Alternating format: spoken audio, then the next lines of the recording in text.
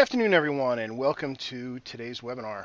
I'm going to talk about editing and editing and enhancing portraits with Adobe Photoshop CS6, and we're also going to spend a little time making sure that the monitor that you're looking at is showing you the absolutely right color. We'll also talk a little bit about getting the capture right from the start as well, which is an important part to make sure that this whole process works. Now, before we get too deep into things, I just want to let you guys know that you can communicate with me through the questions control panel. And there's a little hand raising thing in the system. Don't use that. I can't see that. But the questions control panel, you can just type them in and I see them come up on another screen. So if a couple of you would just do me a favor and go into the questions control panel and first tell me that, well, you can hear me okay and you can actually see my startup screen there. Just want to make sure everything's okay there. Good. Thank you for that. So again, use the questions control panel to ask questions. I'll do my best to try to cover pretty much everything that we have. Now, if we do have some questions that kind of go, off into the deep end, off into something that's really not the subject today, when we're done, I'll give you an email address. You can send me a note, and if there's something you really want to discuss, we can do that offline or at another time.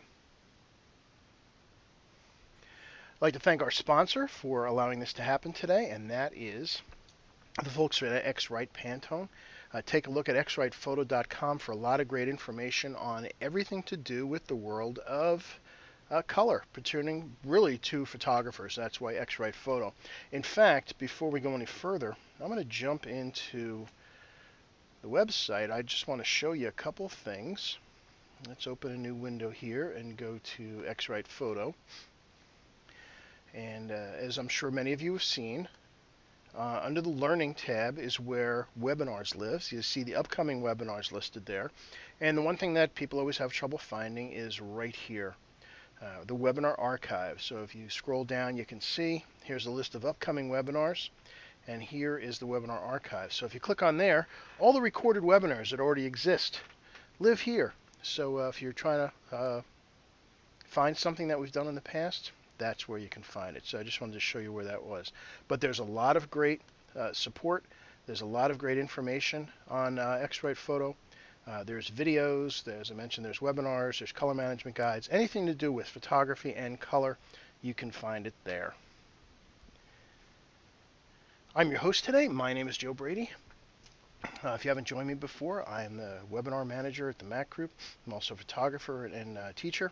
And I lead workshops around the country, and everything that I'm showing you today is stuff I use in my everyday work. So I've put this stuff to the test, and the beauty is that when I send stuff out to my labs, or I print on my own printers, or have books done, I know that the images I get back are going to look just like what I see on my screen, within limitations of the difference between looking at something on a screen and looking at something on paper.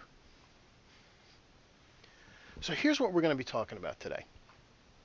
I'm going to talk briefly about monitor calibration and profiling because it really is a critical first step if you're going to do any serious editing. I'll go into Photoshop CS6. I'll talk about just a little bit the color settings because there's a lot of confusion there.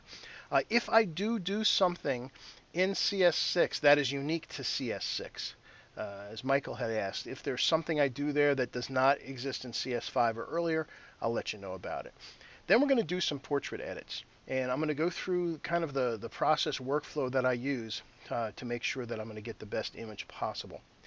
Involved in part of that is going to be actually doing some camera profiling as well. Now, John asked about specifically slenderizing with the liquify tool, and I'm going to show you. I will actually do. Since you bring that up, John, I'm going to do a slenderize, but not using the liquify tool. I actually generally have a different way of doing slenderizing that I find gives me a lot more control, and it's a lot easier to handle. So what do you say we just get into it? So real briefly, monitor calibration. Why is it so important? Well, this thing that you're looking at in front of you is where you're making your editing decisions. And just imagine the color isn't correct, or it's too bright, or it's a little too blue. Now that may look great for your videos and games, but for photography you need a really true neutral, brightness controlled monitor so that you know what you're seeing on the screen actually reflects the data in the file.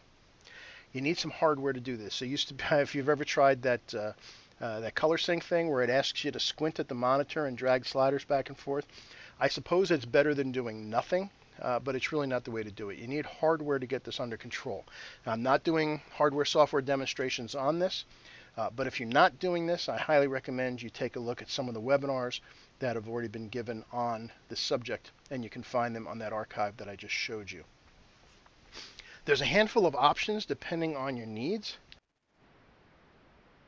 And from left to right here, a couple of my favorites. First, from a far left, the Color Monkey display, and the i1 Display Pro next to it. Similar devices, very different softwares. Again, a subject for another day. In the middle, the Color Monkey Photo. One of my favorite devices because bang for the buck, it really just does about everything. And the top of the line on the far right in the back there, the i1 Pro. Now, I have some upcoming programs that might be of interest to you, especially if you're doing some of your own printing.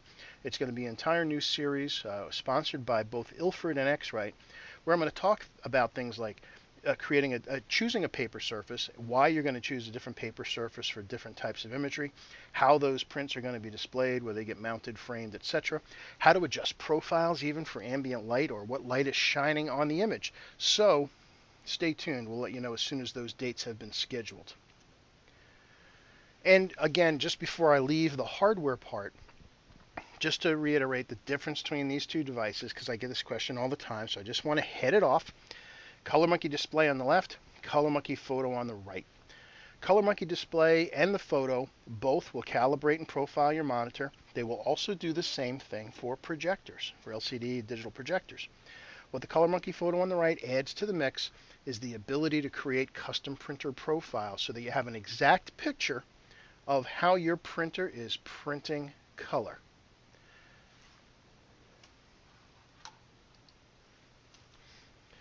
So really what you want to do is, this is really the summary, you don't want to guess. You want to stop guessing that what you're seeing on your monitor is correct. You want to make sure that you know what you're seeing on your monitor is as accurate as that can be. Now, I say as can be, and James actually already brought this up. Your monitor quality is a monitor that costs you $189, the same as one of those $1,800 monitors. Well, I think it's easy to know that the answer there is no. Now, I can't give you monitor recommendations here, although if you send me an email, I could give you my own private recommendations.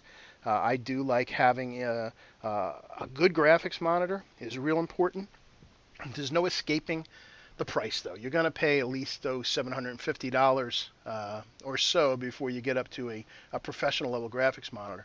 But if image editing is serious to you, it's a real important part, because I don't know how many folks I've run across that have really nice cameras, these $2,300 camera bodies and $1,800 lenses, and they're trying to do their edits on their $249 monitor they picked up at a discount store. So it's an important part of your chain. If it's not on your wish list, then you should probably put one there. All right, so what we're going to do is we're going to start by going into CS6. And yeah, this is the box. If you haven't seen it, yes, the images Adobe has chosen for Lightroom 4 and CS6 are kind of weird, but oh well. They're based in California, so they can't help it. Before we go into Color Checker, let's go into CS6. If you haven't worked in CS6 before, it is highly a worthwhile upgrade. Yes, the interface looks different right here. If it drives you nuts at first, you can go into Preferences to Interface, and you can change the colors of the background. So if you want it to kind of look more like CS5, you can do that.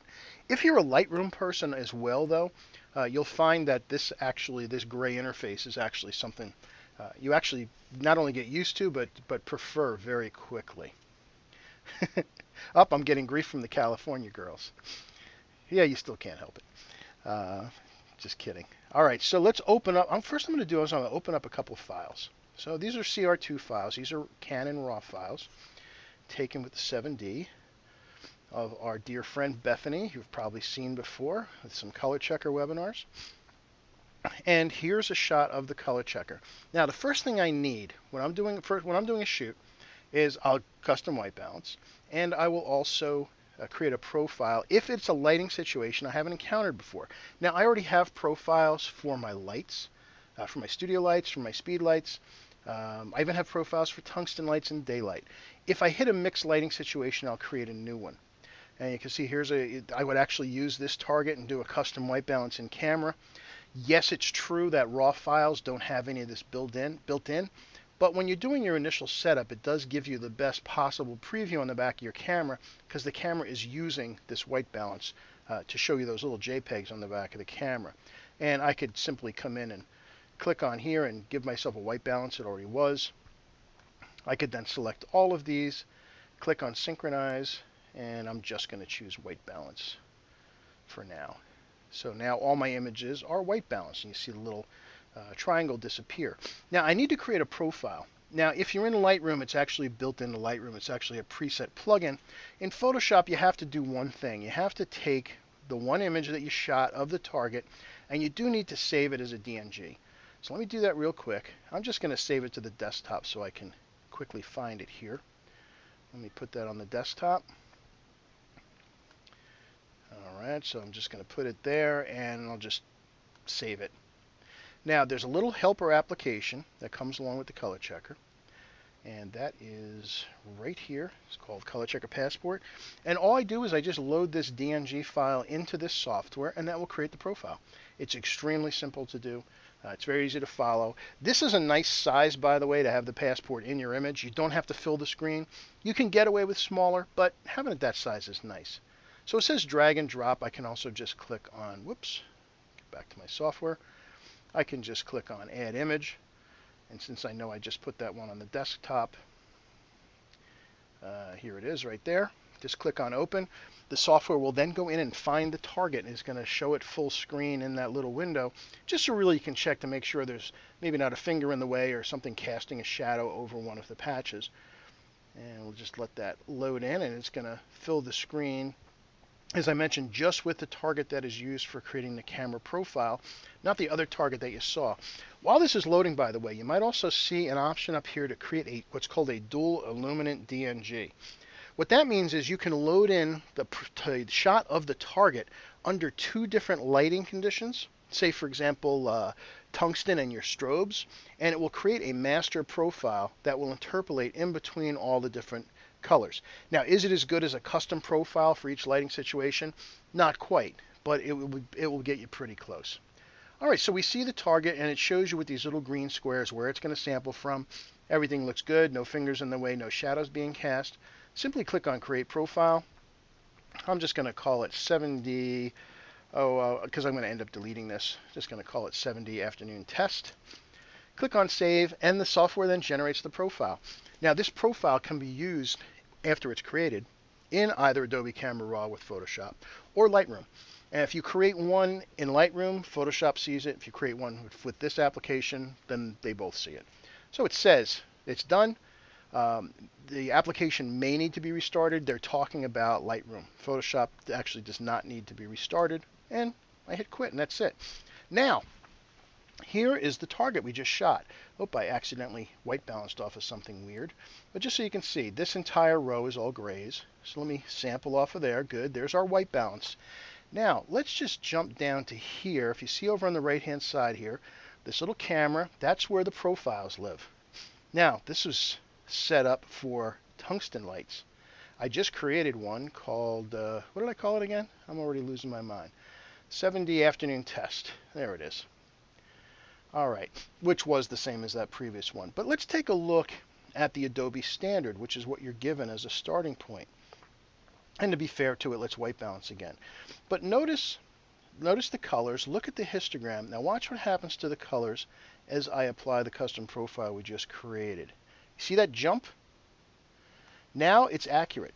And also notice I'm re-white balancing. It's the combination of the white balance and the profile. And the beauty is the white balance gives you the neutral. The profile, which as you notice has red, green, blue, and CMYK, and then a bunch of other colors here, is what's going to allow the file to have a reference for all those colors. So everything's going to snap into place.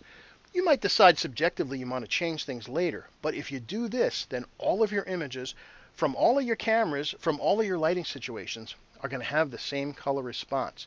If you're a wedding portrait photographer and you're putting together an album, this is going to ensure that the skin tones are going to be the same through all your shots, as well as if you have a second shooter using a different model or even a different brand of camera, this will snap them all into place. And there's nothing worse than seeing a wedding album page that's got shots of the bride, and the skin tone's different in each one. And this would eliminate that. All right. Actually, I'm going to use this one image. I forget who asked. Someone asked about slenderizing. Now, Bethany does not need any slenderizing. But let me just go ahead, and what I'm going to do is select all the images. And remember, we chose as our profile this afternoon test. And as our white balance, I use this little gray patch here. I will synchronize all three of these. And what I want is the white balance and the camera calibration. Hit OK. And then I know the color on all of these will be perfect. Now I'm just going to open up this first one real quick, because this is an image that I can do that kind of slenderizing thing that I mentioned. Now, Nelson asked a good question. Is it a good idea to reduce the noise before creating a profile, or does it help? Actually, Nelson, it has no effect at all, because when the profile is created, the software goes back and looks at the original raw file prior to any adjustments being made to it. And remember, if you reduce noise in Adobe Camera Raw, that noise reduction does not actually take place until the file is then exported, or meaning opened up in Photoshop. Now, to answer Mary's question again, this is really important. So she says, do you have to photograph the target for every lighting situation at a wedding? You do not have to. But if you have it set for a couple of presets, it will really help. For example, you're using your flash, your strobes. Create a profile for that. You'll be good. You're out in the sun. Create one for there. You're in the shade, and that can be variable because maybe you've got some trees casting some green, which is going to add extra green to the scene. You might want one for there. And then lastly, you run into some kind of mixed lighting. Maybe you've got fluorescence and strobes and daylight all coming in at the same time. That kind of mixed lighting situation is going to create maybe some weird spectrums. So that's the kind of places that I would create a profile for. Now, the other thing that's changing through the course of the day is your white balance. Now, even though I might be using daylight, as the day changes, the white balance is going to change. And maybe I'm in different shades. Maybe it's a little bit darker, a little bit lighter. The profile will be the same for those, but the white balance is going to change. So remember, the profile and the white balance are used together. All right, now I didn't actually plan on doing an edit on this image, but again, I forget who asked. I apologize. About slimming. What I'm going to do is I'm going to slim her shoulder a little bit. And he asked about using the liquify tool, which is what I used to use for doing that slimming, but I find it creates, just to me, it creates a little bit too much distortion in the patterns. So let me show you my new way of slimming. For example, let's imagine, oh, her shoulder here is a little too fat, which is not the case, but I'm going to bring her shoulder down a little bit. So what I'm going to do is I'm going to select an area that comes out a little bit and takes her shoulder kind of down the middle. And I'm going to simply copy paste, Command C, Command V. By the way, I'm working on a Mac laptop right now. If I say Command for you PC folks, just substitute the word Control. So Command C, Command V. Whoops. Command C, Command V. And you see over on the right-hand side here, Photoshop creates a new layer, which is just that. Here's my favorite way of slimming now. And this is what I use. Go to Edit, Transform, Warp. This is what I like to use. And I can drag on any of these points or any of these intersections and adjust the shape. And I do this to slim folks all the time. And sometimes you might have someone that's very thin, but because maybe their arm was pressed up against their body too much, it made the arm bulge a little bit. This is how I fix that. Just real quickly like that. Look how easy it is to do that. And the smaller area you take, the more control you have. And it doesn't need all that much. But just to show you the effect, hit Enter. And I can turn this layer on and off, and you can see there, I just slimmed her shoulder. And yes, I could have worked on the bumps a little more, but just so you get the effect. Try this. I think once you find you start doing this, you're never going to use hardly ever use Liquify again. One other thing that can happen, let me zoom in on this detail area here. Sometimes because of how you do the slimming, you can get a little effect at the border. So maybe along this area, because the skin shadow changed, you might see it just be a little bit rough interface.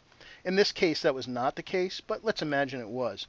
So what I'll do is hide the background, put a mask on my warped layer, bring up a brush.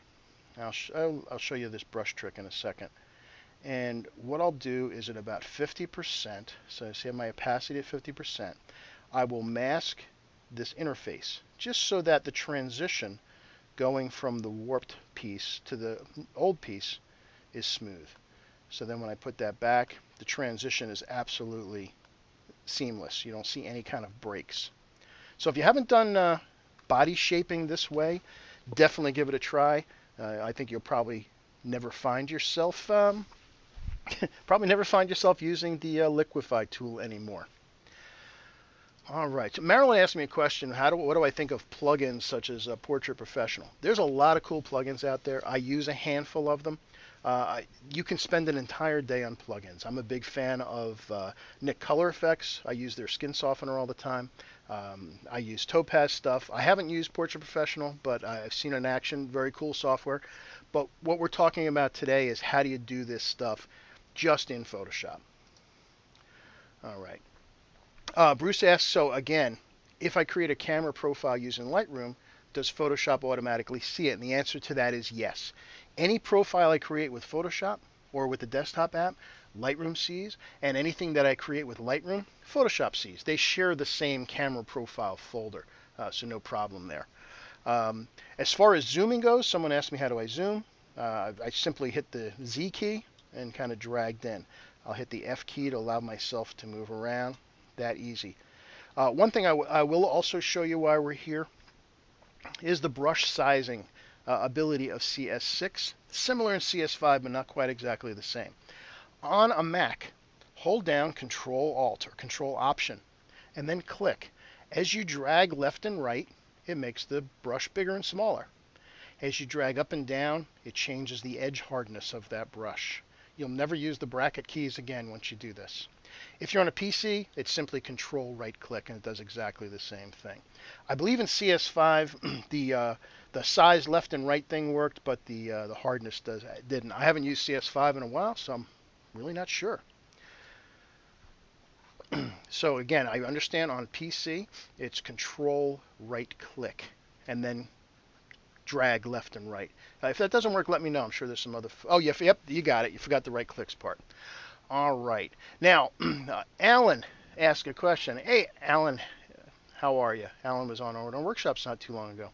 Alan said he can't see questions or answers. Unfortunately, the way this system is set up, it's not really a chat room. I'm the only one that actually gets to see the questions, so sorry about that. But there's nothing coming through that I really kind of haven't gotten through.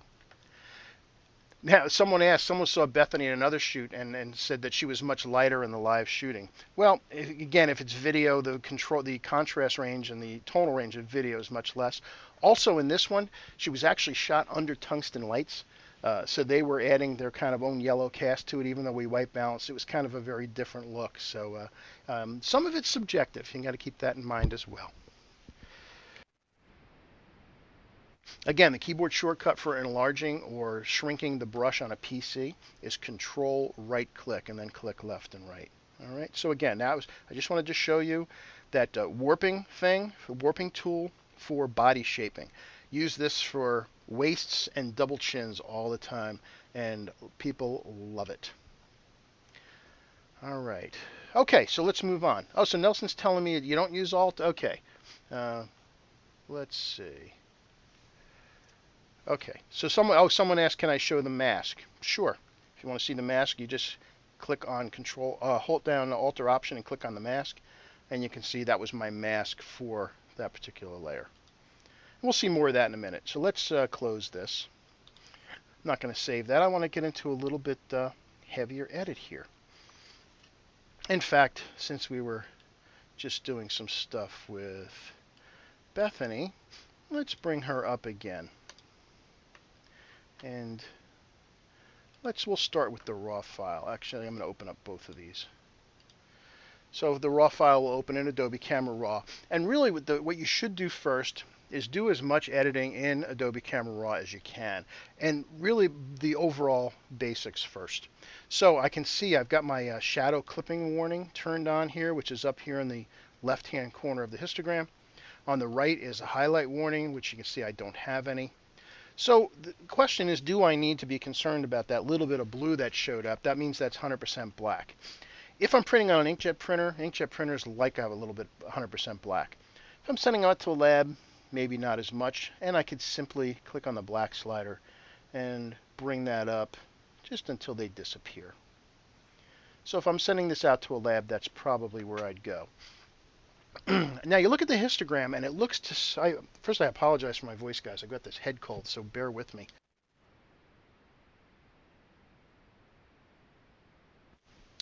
Okay, so I misspoke on for the PC. It's Alt right click, not Control right click. Sorry, I have a Mac keyboard and on my keyboard they're the same thing.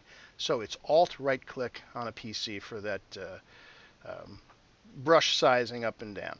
And then as a completely different question, a couple of folks are asking, does Lightroom 4 work on a 32-bit machine? The answer is no, it does not. You got to go 64-bit. But we're talking about Photoshop today, so let's continue. So I look at the histogram, and gee, according to the histogram, it looks way over to the left. But I look at the image. It's got kind of a dark background. She has very dark hair, so that's okay. Don't judge your exposure by the histogram. Take a look at the image. Do I feel I need to open at the shadows? Let's take a look. I'm going to bring them up a little bit, and this is somewhat subjective. And by the way, in the latest Adobe Camera Raw and Lightroom 4, these sliders are very gentle. They're much more gentle than they were in the past. So you can go up quite a bit and see a much more gentle change. Now, I was just working with Bethany yesterday, and her hair is very black. But if I want to lighten it up a little bit, I could do that. As far as the rest of everything goes here, I'm not going to mess with these. Now let's take a look below the exposure controls and take a look at clarity, vibrance, and saturation. Now, clarity is what increases local contrast. If I push this all the way up, it gets kind of grungy. I really don't like the looks of it. I will use a lot of clarity on a landscape, but not on a portrait. Now, I have to decide, do I want a little bit of it to kind of bring the hair out? But I do that at the sacrifice of the skin, and the skin is the most important thing. I can make the other stuff sharp later. I can also decrease the clarity, which will soften things. Lovely, but it does it to the entire image, and I prefer to do this more localized. So we're going to do that in Photoshop. So let me put that back to 0 or close to it. Now, vibrance increases the saturation of desaturated colors, primarily cool ones, primarily without affecting the other colors as much. And you can see I can bring this up quite a bit. And it actually is adding a nice bit to the skin tones. But I have to go way up, because generally it leaves skin tones alone. Saturation increases the saturation of all colors equally. And you got to be careful with that, because even though it might be fine in the middle of the face, I notice on the part of her shoulder it's starting to get a little rough. So what I'm going to do is I'm going to leave these alone here. I'm just going to have my image clean and go that way. Now, sharpening, again, I'm going to do that post. I'm not going to do it right now. We're not doing toning. Now, lens corrections. All of your lenses have a little bit of vignetting and distortion going on. Sometimes, however, it's not a bad thing. In particular, let me go back into my image here, just kind of shrink it back. Notice the lens correction. When I turn it on, I'm not really getting much. Oh, they're very little bit. You see that little pop. Now, what it's doing is it's flattening out the image. However, I generally find with most lens corrections that they have a tendency to spread out the body a little bit. Now, Bethany can do that because she's very thin, but most women want to be a little thinner.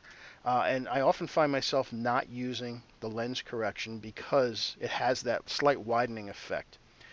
Also, under manual controls, I will sometimes take the vertical slider, again for someone who's concerned about their weight, and I'll drag it to the right a little bit. And you can see as I do that, see what happens? It actually has a tendency to stretch the image a little vertically. And I'll just do it a little bit, maybe 4 or 5 points. It just adds a slight illusion of making somebody a little taller and a little thinner. Again, Bethany doesn't need that, but the option's there. Lastly, our camera profile. Now, we're certainly not, we're not in forest full shade, but we are in full shade with a little bit of light. So let's see what happens if we choose speed lights. And it took a little bit of the saturation out. Now, I noticed that my camera, my 7D, is a little bit overly magenta. So by putting in the profile, it pulls that out. Then I'll go ahead and back and add in a little bit more saturation because I also feel it's a smidge unsaturated. That looks good. Now the image is ready to open, so let's go ahead and open it.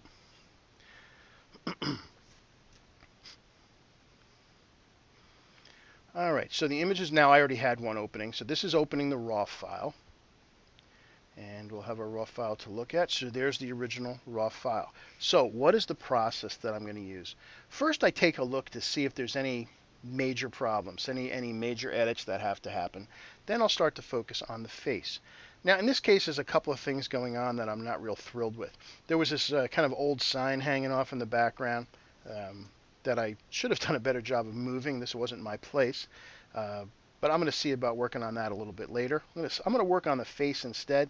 Yeah, it's a little bit too bright back here, but we'll do our final shading last. So let's go through the face process. All right, let's kind of get in here. Now, first thing I'll do is do my blemish retouching. Now, Bethany doesn't have a lot of blemishes, but let's make believe. Two ways to create a new layer. I can either drag this to the little folded page or just hit Command or Control J, and that will copy everything onto a new layer. Here's my favorite way of doing blemish retouching. Get the lasso tool, and I will simply draw around little things that I want to fix. Hold down the Shift key, and I'm just going to select them all in one fell swoop. And I'm using a mouse right now. Typically, I like to use a sketch tablet for this. And look for stuff that is casting shadows, because other stuff like slight imperfections, we're going to use another way to fix that. So let me come on up. Oh, I got a little piece of hair here, so I'm just going to draw carefully around this. All right, and yeah, I think that's about it. That's all I'm going to worry about right now. And I'm going to go to Edit, Fill, and Content Aware. Hit OK, and let Photoshop use its magic to fix all of my blemishes in one fell swoop. And as I hide that, you can see I turn that on and off, and it just does them all at one time. It's a real handy way of getting all your blemish edits done. Good. Anything else I want to do here? Nope, I think that's pretty much it. Now, I've got a little bit of shiny spots. I've got a little bit of a shadow on her nose here. Let me zoom in a little bit more. Just a little bit. So what I'm going to do is, this is something new in CS6. I'm going to use the patch tool, and the patch tool has a new option. And if you look here, the patch tool now works with content aware. So I can take an area, select it, drag from where I want it to sample from, let go, and it will use that same content aware that we used to use for everything else. Very handy. All right, now there's some other imperfections. Now we're not going for a super high fashion look where I want to turn her into a Barbie doll or a mannequin, but let's take it one step further. Now normally, we call this my blemish layer, and I'm actually going to keep everything separated layers just so you can see the process. I'm going to now merge up, also called stacking. And what you do is hold down the Alt or Option key, and in the little flyout menu, which is right here on the Layers panel, click on Merge Visible. And while I'm doing this, I'm holding down the Alt or Option key. It doesn't actually change the menu. But what it does is it gives me a flattened version of the image with all the layers that I've used so far. Somebody asked me what lens I used on this photo. It was actually a 28 to 70 2.8. Actually, it was a Tamron lens. It wasn't even the Canon lens. So here's my layer, and what I want to do is I'm going to run my favorite skin softening in Photoshop. Yes, I do use plugins as well, but in Photoshop, I'm going to use the blur, surface blur. And my favorite default settings are, as you see here, 1424 Photoshop. This is a very math-intensive thing, so it might... Oh, wait a second. I think I have something still selected. I did. Look at that. Let me deselect that first. All right. Now let's do it. Filter, blur, surface blur. Thought something was weird when everything was nice and sharp. So again, 1424 is the default setting I like to use for skin on ladies. I'll use a smaller set of numbers if it's on guys. Now this is going to turn her in kind of a almost like a Barbie mannequin like, but we're not going to use it at full strength, and we're going to paint it in where we need it. By the way, there's a couple of folks that were having problems with sound. Don't worry, this is being recorded. We'll send everybody an email out. Give us 24 hours. We'll send out an email with a link to the recording as along with any special offers. And by the way, I know a couple of you are joining me from this morning's session. What I'm going to do is the demonstrations I did this morning are different than the ones I'm going to do this afternoon.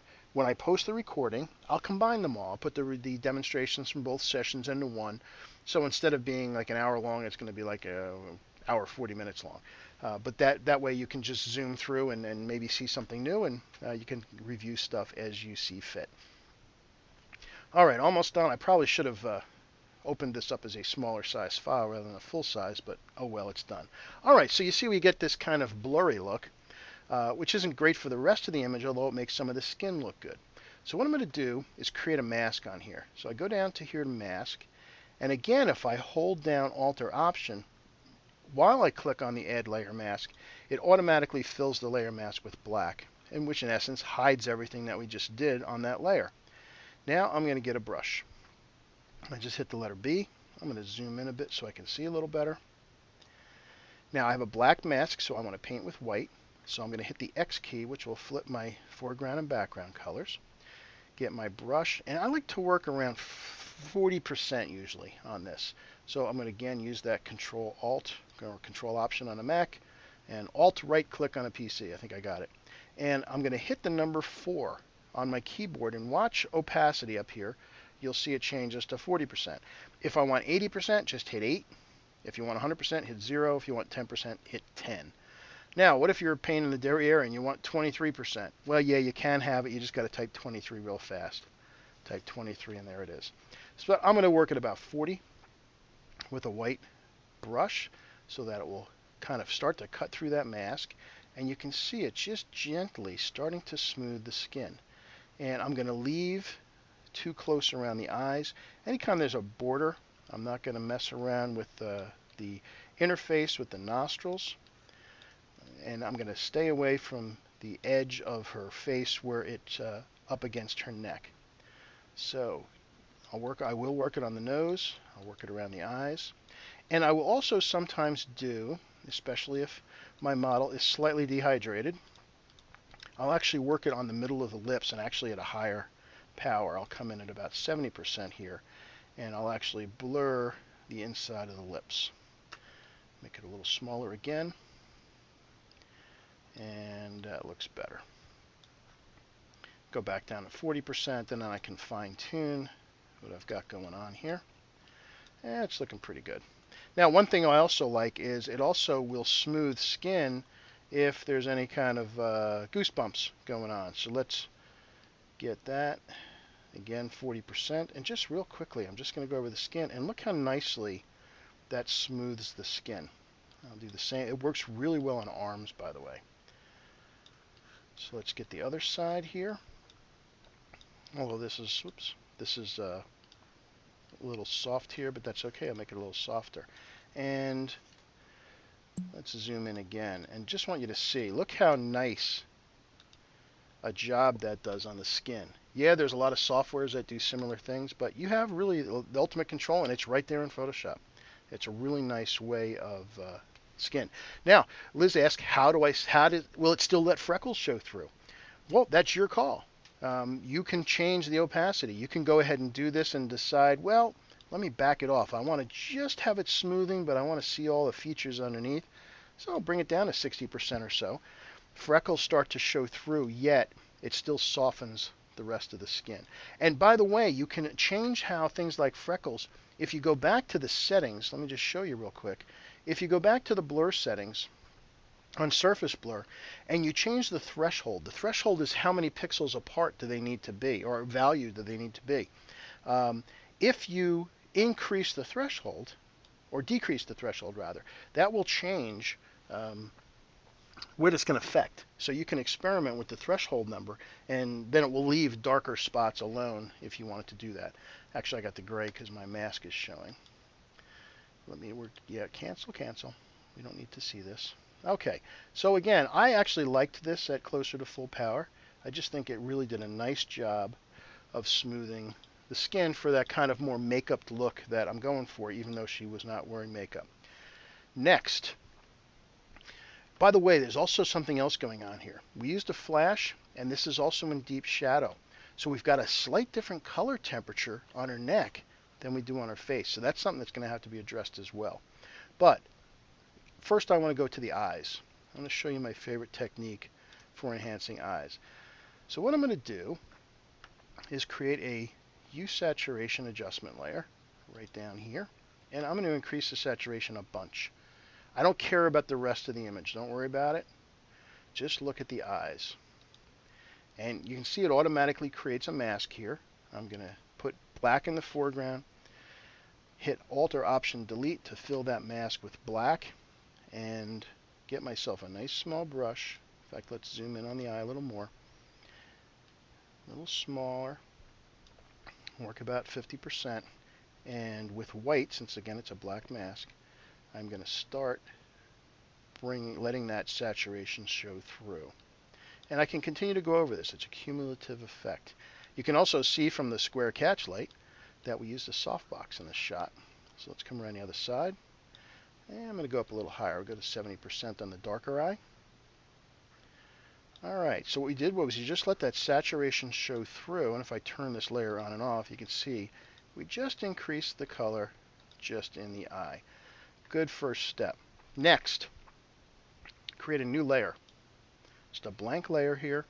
Now I'm going to fill it with 50% gray, which you see is an option here. So it must be important, something you want to do a lot. Now, it completely hides the image. What we're going to do is change the blending mode, which is right up here, from normal to overlay. And overlay blending mode affects the contrast of the layer below. So 50%, it's invisible, as you see here. If I paint with white on here, it will make the layer below lighter. If I paint with black, it'll make it darker. So first thing I'm going to do is I'm going to make this part of the eye darker. So I'm going to use about 30% black, and I'm just going to give myself a couple of spots of black just to darken up the center of her eye, just to add a little more contrast. Now I'm going to put white on my brush. Just flip it to white. I'm going to make my brush even smaller, and I'm going to go to 20%. And I'm going to just flare the softbox a little bit, just flare around there.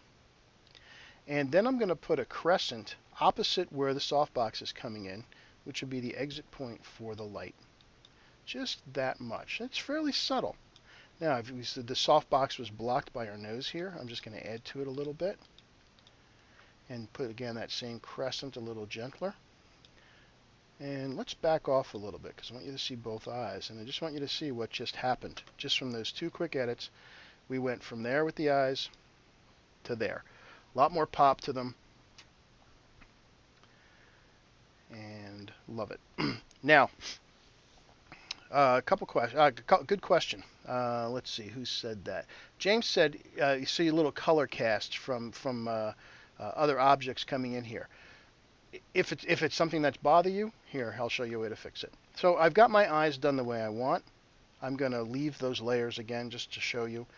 Illustration wise, I'm going to hold down Alt or Option, click on Merge Visible, give myself a stack again. If you've got something that's a color cast that's bothering you, here's what I'd recommend.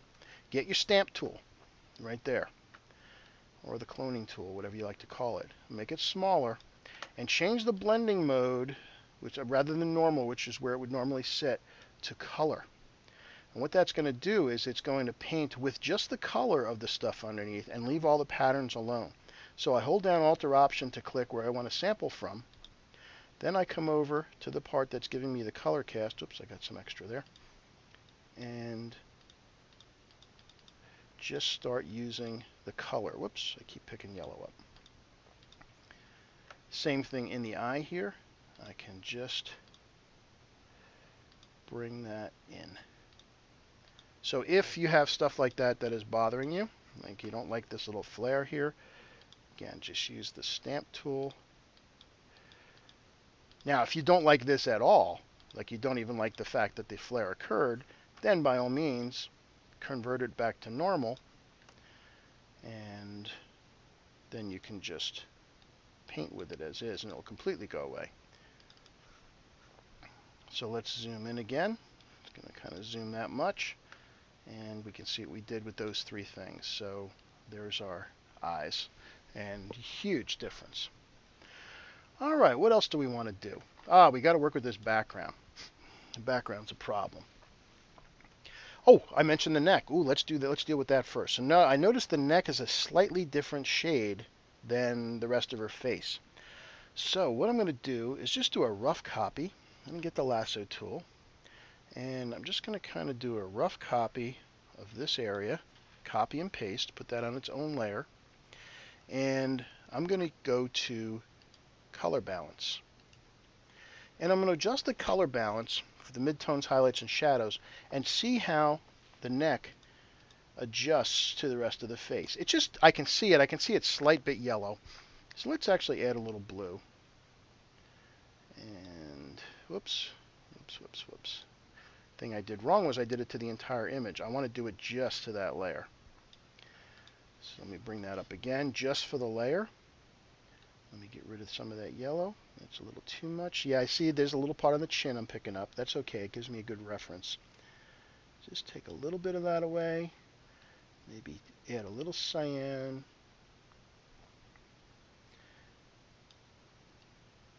And then let's do the same for highlights. I'm going to add a lot, and then a lot the other way. Yeah, it needs a little bit of red in the highlights. And then lastly, let's do the shadows. Let's see if we need anything there. If we add a bunch of red or a bunch of cyan, which one looks better? If they both look pretty bad, then that's probably not one to mess with. Just a little bit of red. And that's looking a little better. It's a very subtle bit of adjustments. And then lastly, I'll put a mask on, get my brush, and I'm going to work at about 80% with a black brush, and I'm just going to come over her chin so that I mask that effect. And very subtle adjustment, but if I turn it on and off, I'm not sure how well you see. Actually, it's coming up in the hair. The skin is losing a little bit of its yellow. So I got to clean my brush up a little bit, or my mask up a little bit, because I got some of that effect in her hair. So let me just paint that back out. And that's better. Okay, so now we've got a better match between her neck and her face, color-wise. So where else we got problems? In the background. Let's I'm going to try something a little different. We're going to go do a levels adjustment over the entire image. What I'm going to do, however, is I'm going to bring the output levels way down. So I want to bring that background way down. Just something like that. Then, with my black brush again, and this time at about 80%, I'm going to bring her back. And the nice thing about doing this levels adjustment here is it also allows me to bring skin tones down that I think are too hot. But I do want to bring her hair back. And again, look, that quickly we went from there to there. Let me bring her face back a little more on this side. I actually like the slight bit of shading on this side, with the exception of around her eye. And if we click on the mask and take a look at it, we can see what it is that we just masked out. And I think I like what we've got, so let's take a look. Maybe the last thing I'll do is a little bit of, add a little more saturation to the overall image. Yeah, that looks nice. And I'm also going to burn down a little bit more of the background. So I'm going to create another one of those overlay layers. I'm not going to fill it with gray this time. Actually, let's do it. Let's not be lazy. I'm going to fill it with 50% gray. And you see, since it's an overlay, nothing happens. But what I'm going to do is, again, anywhere I paint with dark, black will get darker. So let's put black in, and I'm going to work at about 30%. I want to further darken out this sign back here. I could just go in and paint it out, but I'm not going to bother. And just kind of put a little bit more of a vignette on the image. Again, just to put a little bit more focus on the subject. And lastly, while I'm here, I'm going to increase the highlights in her hair just a smidge. So I'm going to give myself a little brush, switch back to white, and just at about 10%, I'm just going to go over some of the highlight parts of her hair just to bring them out a little bit without making her look like witchy. And I'm also going to do around her shadowed eye a little bit. All right, so let's see what we got. Let's just turn this one layer, this overlay layer we just did, and look at the before and after. Look how the focus has changed. Now you're really directed into her face. So if we take a look, let me pull the layers out of here. If we take a look at where we started and where we've ended up, let's turn everything off. Here's where we started, and here's where we ended up. Really makes for a very pretty portrait. To make some of the gals happy, most of my edits have been on young ladies, but we're going to start with a handsome young man this time. So let's go ahead and we're going to get Jonathan here. Now there's a couple of issues with the original file, so let's go ahead and start. And the first thing we're going to do is we're going to take a look at this image in Camera Raw. And this little button here will expand that to full screen, so let's go ahead and take care of that. Now, what have we got? What have we got going on here? Well, if you look at the histogram, it looks really underexposed. In reality, it's only very slightly underexposed. So the first thing I want to do is get my image in the best possible place it can be using Camera Raw. So let's go ahead and go over to the exposure. And I'm going to ignore the histogram because, again, I'm working on a calibrated monitor system.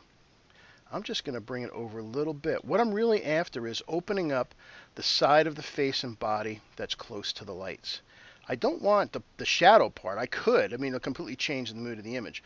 What I'm after really is something about right there. That's really the lighting that I wanted to have for this image. So that is fine. If I went in and opened up the shadows, yeah, I can do that, but it completely changes the mood of the image. It's not what I'm after. So let's ignore that. Clarity, vibrance, saturation. I will sometimes add a little bit of saturation if I think the image needs it. I don't think this one particularly does. But clarity and vibrance, clarity is kind of a localized contrast. I'll add that kind of grungy look. And you can see if I bring it all the way up, the image starts to get a little crunchy. Conversely, if I bring the clarity slider all the way to the left, it will soften the image. Those are the kind of operations when I'm dealing with portraits that I'm going to save for when I'm actually in the editing process.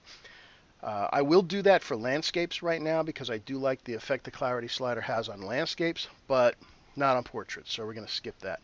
Rest of the exposure here. Now up on the top here, there are shadow clipping warnings and highlight clipping warnings. And you can see as I turn these on, I don't have either of those two things going on. There's no highlights clipping and there's no shadows clipping, even though this looks like it's right up against the left edge. If there were shadows clipping, we'd see some blue start to show up. In fact, I can turn that on and I can really bring the blacks way down. And you can see as I start to do that, the blue shows up. But at 0, we can see that this image is actually well exposed in the shadows. It's getting very deep, but nothing's actually clipping to 100%. So let's go through a couple of other settings here through Camera Raw. Let's take a look. Again, detail, which is where you're going to do sharpening. On a portrait, I don't typically will touch that here. I will wait till that's going to be my last step before I get ready to go out to print. For lens corrections, now generally in lens corrections, you think, wow, it's it's something good. Let's take a look and see what happens. So if I click on Enable Lens Select Correction, it sees the lens that's shot from the metadata. Now, one of the funny things about lens corrections is it will fix any slight distortion from the lens. However, sometimes it makes the subject look a little maybe heavier. Now with with Jonathan here, it actually works. With women, the not turning on the lens correction actually sometimes has a slight slimming effect. So I will generally often not use the lens correction when I'm dealing with photographs of women. As far as color goes, if there are chromatic aberrations, something more that happens again outside rather than in a studio situation, I can turn that on. And then for manual, if you had distortions, if I was shooting from way high or way low, I could, you can see I could stretch in either direction. But again, in this scale, by the way, I will sometimes Again, mostly with women. I will sometimes add a little vertical stretch because it does have a slight slimming effect on it. Again, with Jonathan here, we're going to leave him alone. So let's just put that back to 0. Camera profiling, and I'm going to talk about this in a minute. Now, here's the Adobe standard, and you can see I actually don't have a camera profile here because this was actually shot with the Canon 5D Mark III, which I haven't actually profiled yet. The next image that I bring up, I shot with the 7D, and I have my profiles for that. So we'll discuss profiles when we get there. Okay. Now, someone asks, I'm doing this in 8 bits, why bother? I'm not doing anything. What you're looking at is you're looking at down here. I'm not doing anything to anything yet because all we're doing is setting basically a set of instructions about what we want this image to do when we actually open it up in Photoshop. Now, for those of you that noticed it, this is the workflow options, this little kind of thing. It looks like a hyperlink. If I click on here, yes, there was an image I was working on 8 bits. However, I haven't opened it yet, so 16-bit, and do I want it full resolution or do I want to bring it down a little bit? Now, normally I would always work in full resolution. I am going to actually bring this one down in resolution for the simple reason that it'll make things move a little quicker for our demonstration purpose, that's all. So we're back in 16-bit. I can leave it in ProPhoto RGB, and I'm going to talk about color settings when we get Photoshop open in just a second. Okay, so Roger asks, is this in RAW? Yes, we're in Adobe Camera Raw. In fact, let me just close this. You can see down here that this is a CR2 file, which is a Canon RAW file. So everything we're doing right now is still in RAW. Now, I have the image kind of looking the way I want it. So now I can go ahead and open this in Photoshop. By the way, someone mentioned that my audio goes a little weird as I do the sliders, and we're at a loss as to what that's going on. Let me just check with you guys. If you can just let me know the audio is okay when I'm not using the sliders. Just let me know that everything's okay right now, so that we can continue on. All right, audio is fine. So I will make it a point when I'm using a slider just not to talk. Hopefully that'll make it go away. All right.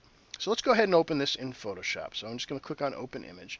Now, the image is in ProPhoto RGB. It's 16-bit, and I am resampling it down, again, just to keep the file size a little smaller to make our demonstration go faster. Now we're opening this up in Photoshop. So now the things that I did to that image, or I told it I increased the exposure a little bit, and that's going to get applied to this image. And you see I have a little bit of, I think that's a little bit of the edge of the softbox showing up, but that's all good. We're going to work through that.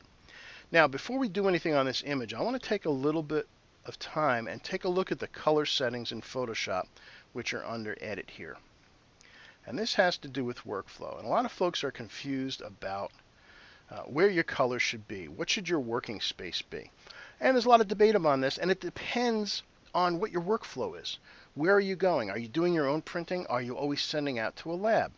Well, if you're only ever sending out to a lab to have your prints done, there's nothing wrong with working in sRGB because that's what your lab wants. So that's fine. Remember, you have your raw file. You can always get back to ProPhoto RGB or Adobe RGB. Raw file doesn't have a color space. It doesn't get even assigned one. Now, I could set my working space to anything I want here. However, look underneath, you have color management policies. So if I tell it preserve embedded profiles, even though I have my working space set, I typically have my working space set to Adobe RGB, even if I have that set here, if I open up an image that's in ProPhoto RGB, and I just leave this preserve embedded profiles checked, then the image is actually going to stay in ProPhoto until I decide otherwise. Now, anything I bring in from Lightroom or anything I bring in from RAW, when I'm doing my initial edits, typically is going to be in ProPhoto RGB, and that's fine. When an image leaves my computer, when I'm then sending it out to a lab, then it's going to get converted to sRGB. So really, your working space here is actually not as important as you might think, because as long as you have Preserve Embedded Profiles checked here, and whatever you open it up from Adobe Camera Raw, is going to be what the profile is. And if you open an image from Lightroom, by default, it's going to be in ProPhoto RGB. which of course is the biggest space. Now, if you are working in ProPhoto RGB, you should be in 16-bit color because ProPhoto RGB, being a large space, needs a lot more steps from black and white to keep banding from happening. Now, interesting question. Somebody asked, why don't you use monitor RGB? Interesting question. The whole color space monitor thing can get a little screwy, and I'm going to be working on a new program just on that subject.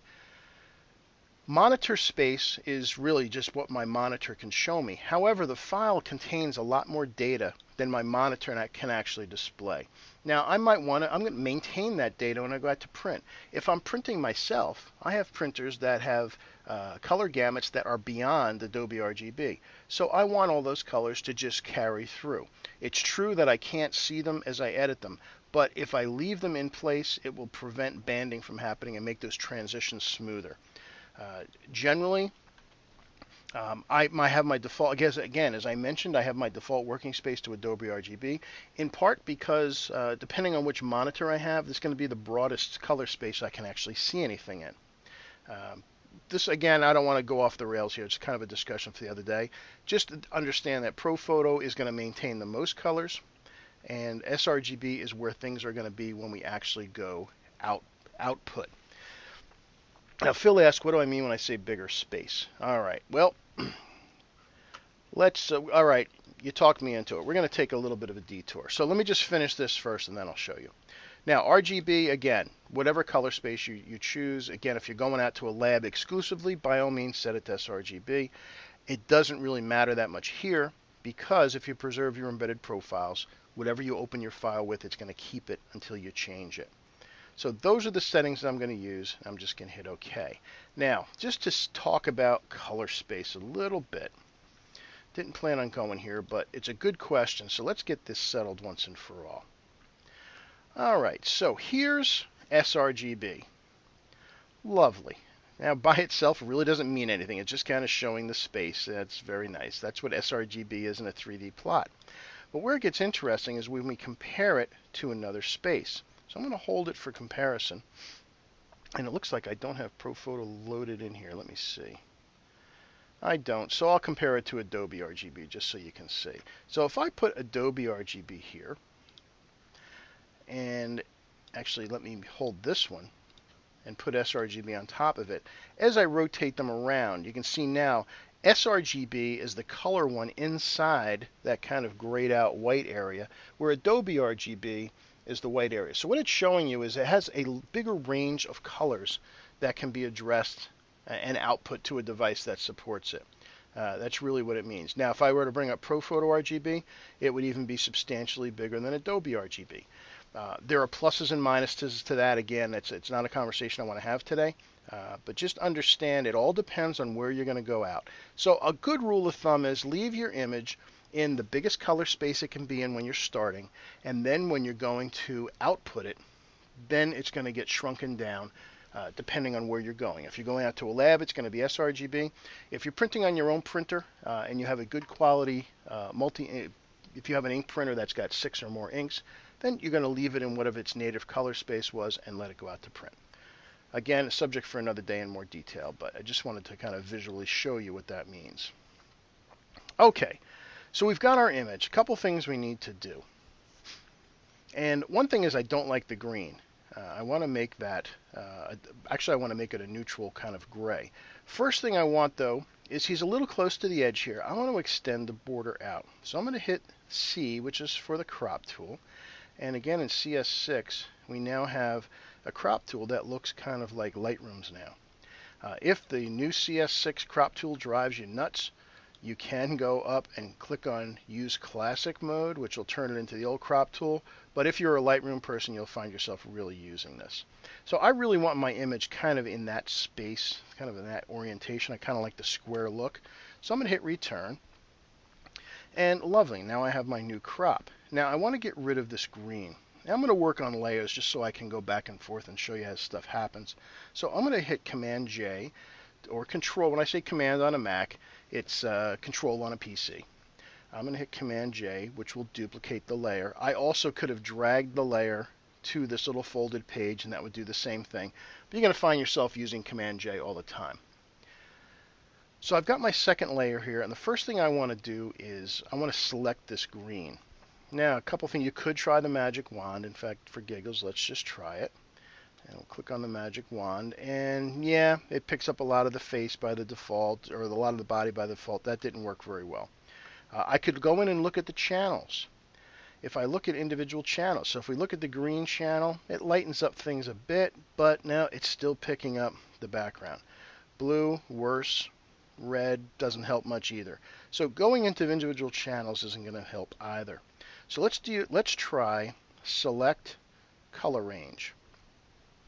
Since kind of the green's the only thing there, and I'm going to sample the color. I'm just going to click on the green background, and that's looking a lot better. And I'm going to turn the fuzziness down a little bit just to get the skin a little darker. Let's see how far I can go and still maintain. Yeah, that's pretty good. You can see what it's doing is selecting around the image. You can even see the pieces of the hair in the middle that it's picking up, just so that kind of disappears there. So let's see how that looks. So I'm going to hit OK, and let's see what kind of selection we got. And hey, that looks pretty good. Now to this, I'm going to add the white because I want to have this as one uniform background. So I'm going to hold down the Shift key, and this is a place where the magic wand will work well. I'm going to leave contiguous on, which means it has to be connected. And I just added white. Now I have this one little sliver here of black. Let's zoom in on that, which is apparently, again, a corner of a softbox. And I'm just going to get my lasso tool, hold down the Shift key again, and I'm just going to draw around that to add that. And good. Now we've got the entire background selected. Let's go ahead before we do anything else and save that because we might need to get back to it later. So I'm going to go Select, Save Selection, and I'm just going to call it Background and hit OK. And that makes it its own channel. In fact, if you look at channels, there it is now. All right, now what I wanted to do was do kind of a graduated ramp in my background. So let's first hit D, because I see I got green in my foreground right now. If I hit the D key, that sets my colors to black and white. Now, I also want to make this white kind of a darkish gray as well, maybe something around there. So let's go ahead and do that. And I'm going to use the gradient tool, which is right here. You can also type the letter G. And by the way, if you let your mouse hover over any of these icons, you'll see the keyboard shortcut, if there is one, right alongside it, and you see the letter G shows up there. So I'm going to use the gradient tool. And when I do that, you can see foreground to background, foreground to transparent, all these different kind of settings. And I want foreground to background. So I've got gray in the foreground and black in the background. I'm actually going to swap those from my own mind thinking because I want to go from black to gray from right to left. Now wherever I start is going to be pure black, and then wherever I end is going to end up being pure, whatever my background color is in this case. So I'm going to start about right here. Also, I'm going to hold down the Shift key, and that will keep it perfectly straight. So let's say about something like that, and when I go ahead and let that run, I get, let me hide my background, I get my background.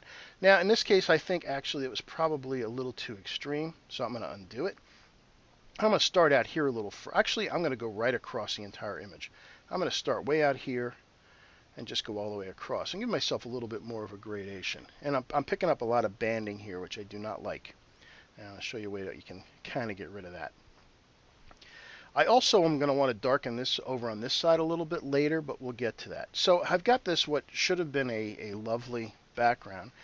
Instead, I've got a lot of banding. So what do you do when you get something like this?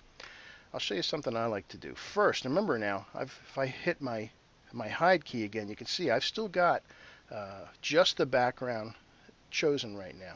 So first thing I'm going to do is add a little bit of noise. So I'm going to go to Add Noise. And let me pick on somewhere in the background so I can see what I'm getting. And actually 6 is looking pretty good. And you can see just doing that has already started to give me what I'm after. And I'm also going to go ahead and blur this. So I'm going to go to Filter, Blur, And I think I'm going to use surface blur on this. So let's take a look and see what happens. So I'm going to click off in the background and see how smooth this makes it. So there, when I click on it, it turns off the filter. When I let go, what I'm going to do is I'm going to turn down the threshold so it'll be closer. And I'm also going to increase the radius and let that recalculate. And what that's going to show me is how much of this blur is actually going to happen. And I might even want a little bit more. I want to bring the threshold down a little bit more. And let's see how that's doing. Still not enough. Let's bring the radius way down. Yep, that's going to make it worse. Let's go radius way high. And that's not the answer. So we need to be somewhere kind of in the middle here. As soon as it catches up. Yeah, it's mostly the problem. So maybe surface blur wasn't the best choice. So let's just hit OK and let that go ahead and do its calculation. By adding in the noise, it's going to break up the banding, and then we can apply some blurs and have a nice background for our image. So let's hit OK and let that go ahead and blur. And it's getting closer, but we need some more. That's actually I'm starting to kind of like that, but let's add a little bit more blur. So I'm going to go to Gaussian blur this time.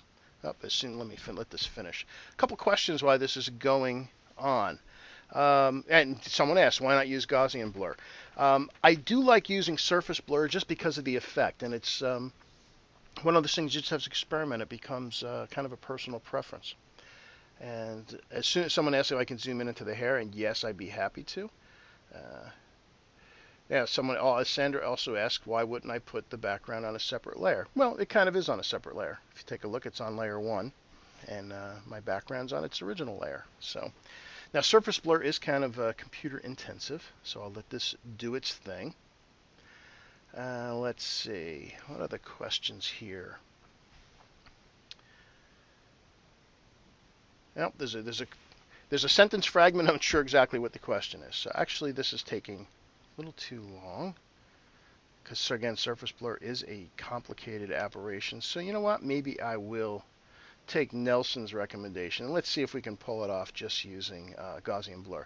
I do like the effect of surface blur, and I use that a lot on skin. Let's try a Gaussian blur instead.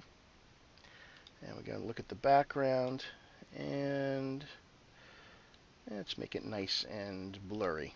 So let's go ahead and run that and see if that works. And you can see actually in this case it did not. Again, it's kind of why I like Gaussian blur. Let's try a motion blur. And I'm gonna, yes, it's affecting the background. Yeah, that's the problem. See, it's gonna do that. So to Sandra's point, there is another way I could do this. Let's create a new layer and do that same gradient. I'm just going to do it right over the entire thing. And yeah, we got our blurry thing again. Then I'm going to just really blur this a lot. Let's make it crazy blurry. And hit OK. And let's see if that gets rid of our bands. And the answer is no. Now, you know, here's the other question. Is this banding really happening like we're seeing it, or is it effect of the monitor? We go to 100%. Yeah, it is still there. So let's undo that, and let's add our noise back in. So let's take a look here. Turn that gradient off. Let's try that one more time. Let's do the gradient. Let's add the noise again.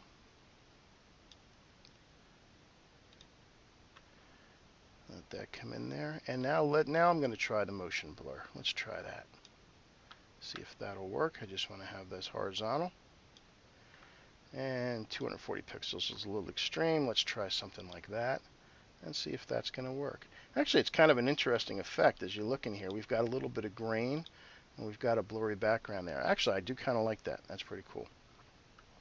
Now notice when we look at just that layer that we're only seeing the background because he was still selected when we created that new layer. So still not know that I'm thrilled with it, but you know what? Let's leave it for now. Let's continue on. So Gretchen asked, can I explain what banding is? Well, that's actually one of the dangers, strangely enough, of working in ProPhoto. Where remember, this is a ProPhoto file, and you've only got X number of steps from 0 to black. And for some reason, when you do a gradient band in there, in ProPhoto RGB, that this can happen. So we might find it actually would work better to convert to 8-bit first before doing that. But just let's continue on for now, because there's a couple things I want to do as an edit to this image. Now, skin tone. Do I like the skin tone? Let's go ahead and create a stack of this image. And what I basically want to do is I'm going to flatten this image and keep all my layers. And to do that, you hold down Alt or Option and select Merge Visible. And one way to think of it is it's kind of a merge up. It just created a composite of all my layers, but I have all my old layers back should I need them for any reason.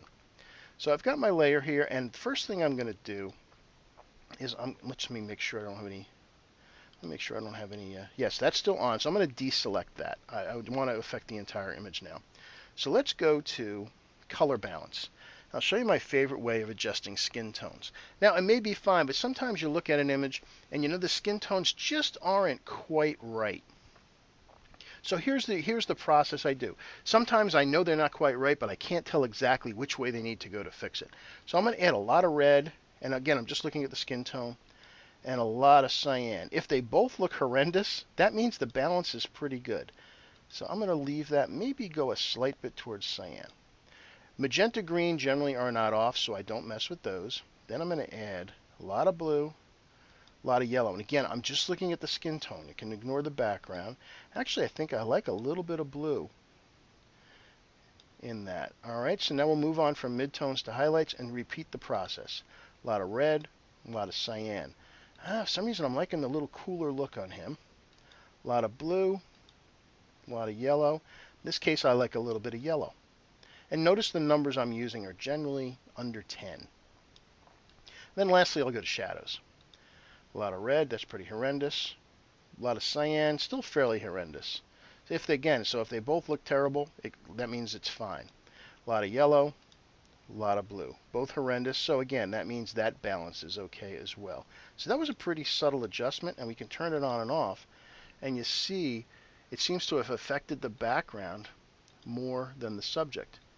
Although I do like what it did to the subject's skin. So what I'm going to do is, remember we have our background saved. I'm going to load the selection, click on background and hit OK. And with my mask selected, which you can see right here, I'm going to hit Alt or Option Delete, and that will fill that with black. So what happens now is that color change happens to the skin and not to the background. So I did like it a little bit cooler, kind of because I was thinking that this is a black and white image to begin with. Okay, so I'm starting to get the tone that I'm after. Now I want to take a look at the face a little bit more. I want to bring the eyes out a little bit. So let's go ahead and zoom in.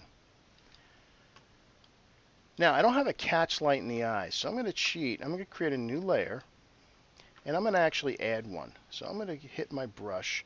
And quick tip if you're not familiar with it. How do you guys adjust your brush size? I'm sure a lot of you are still using the left and right bracket tools.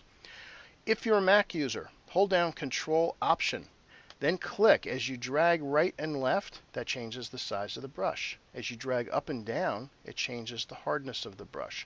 On a Windows machine, it is Control right click. So what I'm after is, I just want to add myself a little catch light. Now I didn't get a catch light here because this is a big softbox right on top of him, but I'm going to simulate. So I'm going to hit D to put black and white in the foreground again, or you can click on the little icon next to it. I'll put hit X to swap those out, and I'm going to work at about 20% and just put a little pop right there, and maybe at 10% on the darker eye right there. Now it's a little heavy, that's okay, because what I'm going to do is I'm going to bring the opacity down on that just a little bit, just so I see my little catch light. Yeah, I think that's going to help. Now another thing I'm going to do, I've got a little bit of saturation in his eyes, but they're very dark, so I want to bring that up. I'm going to add a saturation layer, and don't worry about the rest of the image, it's going to get crazy here. I'm just going to really increase it 50 or 60 points. And then I'm going to close that. I'm going to then fill the mask with black. Again, Alt or Option Delete. And since I have a black mask here, anywhere I paint with white will bring that back. So I'll bring my brush back. And what I want to do is bring a little bit more color back into the brown of his eyes. So I hit my X key to put white in the foreground. I'm going to work at about 50%. And I'm just going to paint around his eyes. And you can see the brown coming back in. Much better. Now, one other thing I'm going to do. I'm going to create a burn dodge layer. So I'm going to, right down here, I'm going to create a new layer, and I'm going to fill it with 50% gray. So edit fill, 50% gray.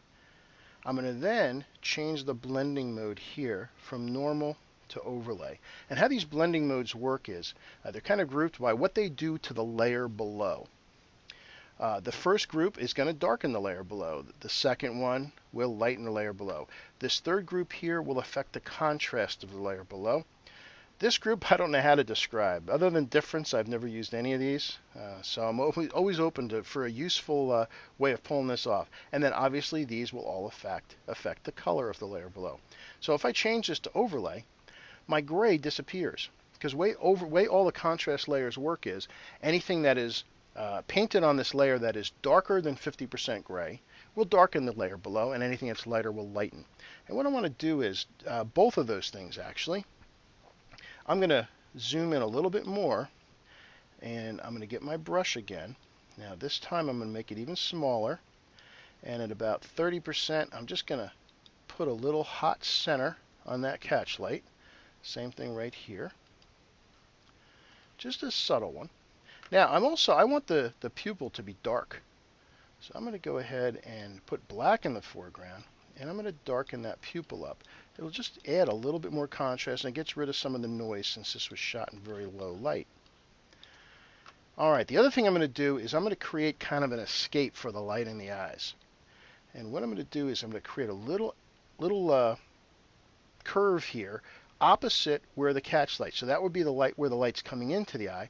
And typically the lens is going to create a little exit point. So I'm going to put white in the foreground, work at 20%, and I'm just going to put a very small light spot on the opposite part of the eye, and you'll see it's going to add a lot of pop to it. Now in reality it probably would happen very little bit on an eye that is this deep in shadow, but let's go ahead and do it. Now if we look at it 100%, actually let me back off a little bit just so you can kind of get the overall effect, just to see what we just did. Here's where we started with the eyes, and look what it does. It just really adds so much life to the eyes. Love the effect. Alright, and again, that's there. Now you're drawn to the eyes. Where here you can see the eyes weren't really drawing you in. Now they are. Even just that little subtle effect. Now what I'm going to do also is I'm going to create one more of these overlay layers. In fact, I'll just call this eyes so I have it as a reference. I'm going to create another one. Again, the filling with gray part, by the way, is an optional move, but it lets you see what you're doing with both black and white, particularly if you decide you want to blur those edges. So again, I'm going to fill this with gray and change it to overlay. And the reason I'm doing this is what I want to do is this area behind his head to the left, I want to darken that area up just a little bit. So I'm going to back off. Get myself a nice big brush. Again, I'm holding down Control Option on a Mac. Again, Control right click on a PC. I'm going to put black in the foreground, and I'm going to work at about 20%. So I'm just going to start to paint here, and you can see it just starts to darken that area up a little bit. Now, since I'm working with contrast, I can actually go over the back of his head, and that's okay. And let this catch up. Now I can work kind of roughly here, and I do like the glow it's kind of creating behind him. I'm also going to switch to white for a second. I'm going to hit X and put white in the foreground. I'm just going to lighten up this side of his face just a little bit. I'm going to go at 10%. Again, to do that I can either click here and drag, or I can type in here, or I can just type 1, which means 10%. And I'm just going to give a little bit of a lightening on that side of the face. Alright, so this is looking a little rough here. In fact, if I change it from overlay to normal, you can see that's what we just did to the image. What I'm going to do is just blur this layer. and this is definitely a good one to use Gaussian blur on. So I'm going to run a Gaussian blur just on this, and I can do a lot of pixels, and you see what it did is it just smooths it out, even a little more than that. Hit OK. Let it go ahead and blur that adjustment layer I just made, and then change it back to overlay, and now we end up with a little bit of a smoother thing here. So let's open another file, and let's do one. Let's take Nicole here, because this one I want to talk a little bit about kind of some of the more basics. So I can take a look at the histogram here as we open this up. And again, it's a raw file, and I see right away I can see there's a little bit of a color thing I'm not sure about. But again, I find that easier to deal with in Photoshop. I can adjust the temperature. I can bring it down a little bit, make it a little bit bluer, and you can see the image kind of going there. But I'm not sure if I like what it's doing to the entire image. So let's kind of leave it here. Exposure is fine. Shadows are fine. Really, everything's fine. There's some skin brightening here going on, but I want to fix that in Photoshop. So really, as far, lens profile. Let's take a look at the lens profile again. Remember I mentioned earlier that I don't always like to use it for women. And you can see it expands out the image, and I like the slimmer look on here. It's actually causing a little bit of vignetting as well, but again, in this particular case, I like the effect on the image. So again, with a landscape, I'll always enable this. With a portrait, I don't always do that. So just so you know, you may not always want to use it. Also, camera profile. Here's the Adobe standard. This happened to be shot with speed lights. So let's take a look and see what it does. Now, did you see the color change? Let me go back to the Adobe standard, and you can actually see the histogram shifting. This is the Adobe standard. Now, this is shot with my Canon 7D, and I do notice this particular camera seems to be a slight bit magenta. By going to my speed lights, I know that that is now the correct color.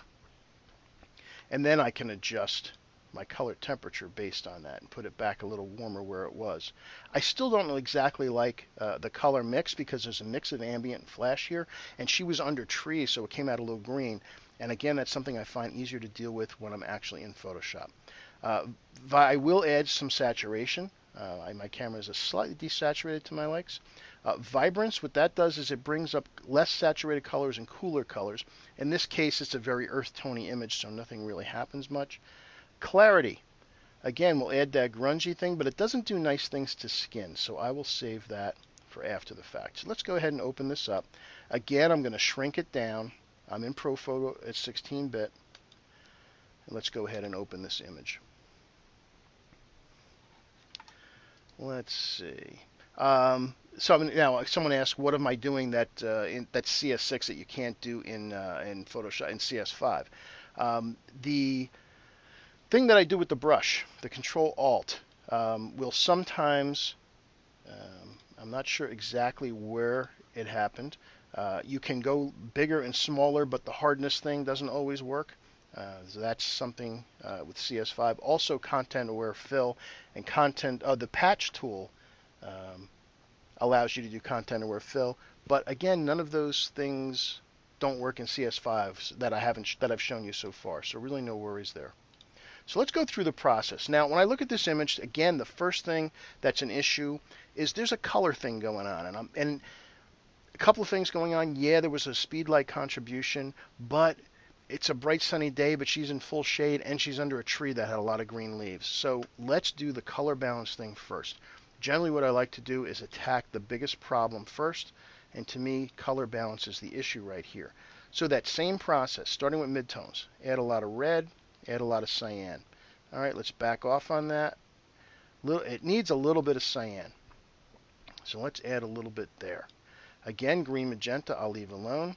A lot of blue, a lot of yellow. Oh, it definitely needed a lot of blue. You see that, huh? All right, so let's get that about there. Let's do the same thing for highlights.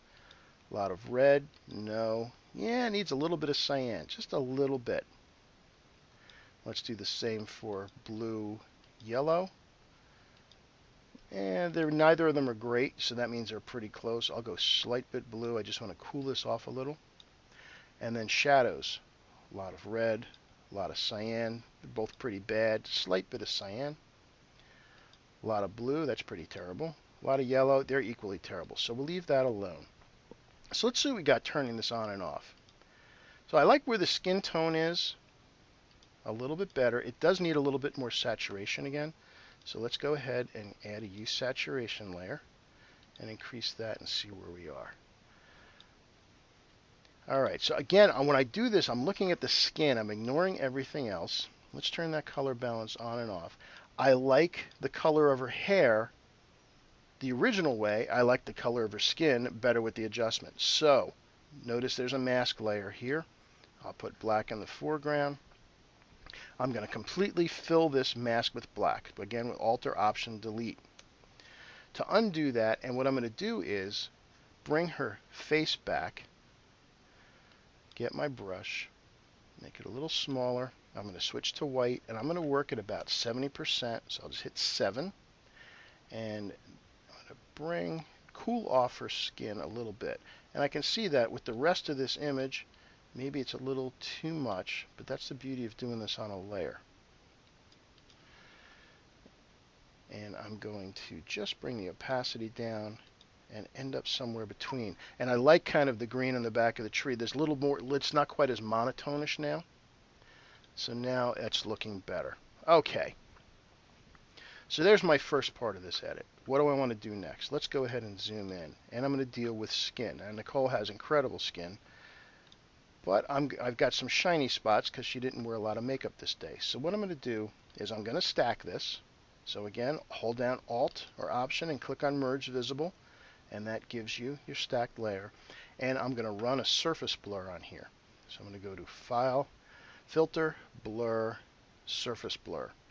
And kind of the default settings I like to use for skin, and these are just my personal settings, are 14 and 24.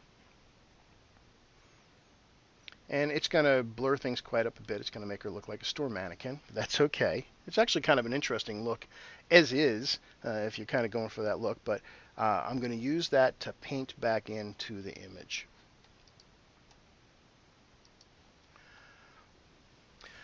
So Lauren asked me explain what the color balance tool does. Well, really, based in highlights, midtones, and shadows, it's going to adjust the contribution of red, green, and blue to it.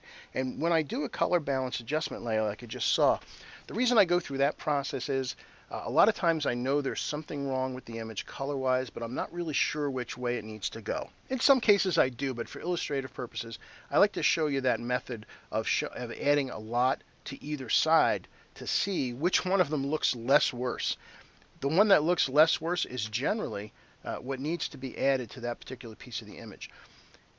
Sometimes I'm dealing with the entire image. Sometimes I'm dealing just with the skin. And in this case, I was dealing with the skin. I thought her skin was a little bit too yellow. And again, that goes back to why do you need to have a monitor that's calibrated? Because you're making these decisions based on what you see on this monitor. So you really have to make sure that that's under control. All right, so again, surface blur is kind of computing intensive. So it's almost done here. Let's see. Yes, a couple of you folks are asking me if I ever try some of the plugins. Yes, I use a lot of plugins that do speed up a lot of this process, but I want to show people how to be able to accomplish this stuff in Photoshop without having to have that happen. And Mark asks, is there a green cast on her sweater? And I can tell Mark that actually there is not on my monitors. And I am working on a calibrated system. So again, that's the difference for everybody's monitor.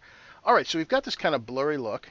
What I'm going to do is I'm going to hold down Alt or Option and click on Add Layer Mask down the bottom. And if you hold in Alt or Option while you do that, it automatically fills it with black. So what I want to do is start bringing back some of that blur into the skin. So let's hit B for brush, get it about that big, and I'm going to work at about 50%. And I've got white in the foreground because I have a black mask, and I'm just going to start painting over her skin and just kind of smooth things out. And you'll notice, let's go even a little heavier, let's go 70%. You'll notice that it has the effect also of smoothing out these highlights. A little bit smaller to get on her upper lip, I'm not going to touch the edges of her face. I'm going to leave right where the interface of her chin or neck is. I'm not going to go into the eyes. I'm not going to go into the nostril. I will go into the shadows here. And just really kind of that quick. By the way, this effect, this surface blur, will also do a great job if somebody's got goosebumps because it's cold outside. So that quickly, and in fact we can see our mask right over here. That quickly, you can see we've smoothed out the skin, kind of basically just added a makeup layer to here. Very cool. Now, let me show you that eye thing one more time, because, man, I can't believe how much time I've gone through. By the way, if you want to see more of this, there's another session at 1 o'clock, and what I'm going to do is do some different techniques, and I'm going to use some different images. So you're welcome to join me. Or, if you can't make it, what I'm going to do is when I create the recording of this, I'm going to take this morning's session and the afternoon session, and I'm going to combine them into one. Alright, so let's take a look at that eyes. Again, here's my favorite process for doing this. First thing, use saturation adjustment layer. I'm going to add a bunch of saturation. Again, don't worry about the rest of the image. And I'm going to fill that with black. Again, black in the foreground, option delete to fill. And I'm going to zoom in on the eyes, get my brush, nice and tiny. I'm going to work at about 50%, and since I have a black mask, again, I need white in my brush, and I'm just going to open those eyes a bit. Now, in this case, we have a nice catch light from the flash. So let's go ahead and take advantage of that. So you can see, just doing that, we've added some of that color back in. I'm going to create a blank layer, change it to overlay. I'm going to fill it with 50% gray, and this time I'm going to show you why after we're done with this. D for black and white in the foreground. First thing is I want to expand on that little catch light a little bit. So I'm going to put white in the foreground, get myself a little smaller brush, and I'm going to work at about 30%. And I'm just going to go around the catch light to brighten it up. And remember, I like that exit catch light, so I'm going to come on the opposite side of the eye to add a little bit there. I'm also going to darken her pupil with a little black in the foreground, just to get rid of any kind of noise that's there. And again, there's where we started, there's where we ended up with the eyes. And it really draws you in, as you can see right there. Alright, lastly, I'm going to, oh, by the way, I said I was going to show you why they're filled with gray. Let's go back to normal, and you can actually see what I've done. There's the eye, and if these happen to be a little too sharp for your liking, you can blur it and you get to see when you're in normal mode, so that's the advantage. Go back to overlay, and there we are. One last thing I want to do, I want to shape this with the light a little bit. Oh, somebody wanted me to do the whites as well. Alright, actually it's an interesting point. I can go in and do the whites. There's a danger of doing whites, however. Let's go ahead and do it. I'm going to work on about 20%, put white in the foreground. The problem with doing whites is it gets really freaky, overly white way too fast. See what just happened there? Let me bring up my brush tool again. I find that really dangerous. You got to work at a very low 5 or 10% when you're going to deal with brightening the whites, and it still doesn't get rid of any kind of red veins. So the last thing I would do would be to create another use saturation layer for these eyes. Bring the saturation way down, and again I'm going to fill that with black in the foreground, option delete, and then again I'll zoom in, and with the brush put white in the foreground. I'll work at about 40%, and I will start painting over this so that I can just take the red out. I don't want to completely get rid of the veins because then it starts looking fake. But just by getting rid of some of the red, it's very subtle and you can barely see it happening while I'm doing it. But if I turn it on and off, then you'll see how much different it is. So then I'll back off, and yes, the eyes are cleaner, but they still look real. Last step, new blank layer. Again, I'm going to make this an overlay layer, and this time I'm going to get myself a nice big brush, and put black in the foreground, and I'm going to work at 20%, and I want to darken kind of the edge of this tree here. I want to bring more focus into her face. I'm even going to darken the side of her hair here, even her blouse a little, and even this part. I really want to focus on her face. And I'm going to make a smaller one. I'm going to add a little more contrast to her hair by darkening up the spots that are already dark. Conversely, I can do the same thing, add some highlights by putting white and add a little bit of brightness over some of the bright spots. And this is going to have an enormous effect again to where you look. I'm also going to darken this side of her face just a smidge. I'm going to give myself a big brush, put black in the foreground, 10%, and just do a little swath across. Just so you can see. Now, just so you see what we just did there, look at the difference in the image where your focus goes. It just has an enormous effect on the image. All right.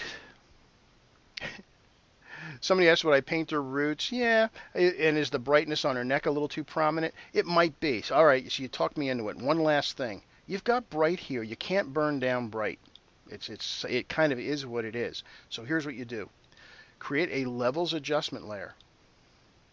And instead of using the histogram up here and adjusting the sliders, you come to the output levels underneath.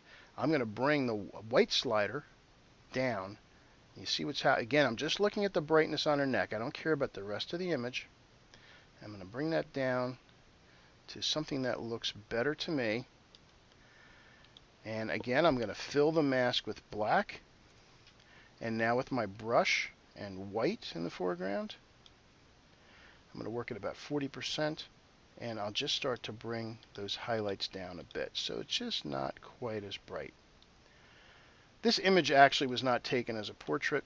Yeah, it is a portrait, obviously, but it wasn't designed to be so. This is a lighting test.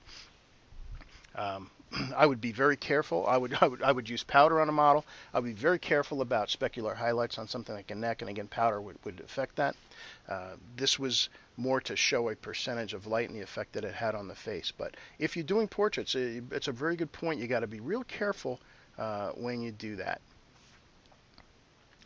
All right. Someone said, is the tree looking greenish? Yeah, it is. So I would probably, one more thing, use saturation. I'm going to bring the saturation way down. I want that tree to go a little bit more neutral. And I'm going to get a big brush, put black in the foreground because I want to bring her back. Go up to about 80% and just bring her back.